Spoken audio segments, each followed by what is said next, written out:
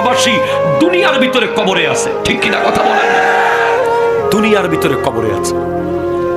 তোমার মন চাইলে আলু ভর্তার ডাল রান্না করে মায়ের হাতে খেতে পারো, প্রবাসী পারে না। প্রবাসী না খেয়ে বলে ফোনে খেয়েছি, প্রবাসী না ঘুমিয়ে বলে ঘুমিয়েছি, প্রবাসীর মনে জ্বালা আর কষ্ট নিয়ে বলে ভালো আছি, প্রবাসী ওষুধ খেতে পায় না বলে খেয়েছি, প্রবাসী টাকার অভাবে ডাক্তার দেখাতে পারে না বলে ডাক্তার দেখিয়েছি। আমাদের প্রবাসী ভাইদের প্রতি যথেষ্ট সন্দেহ করে অনেক বাবা মারা। দরকার নাই সন্দেহ করা।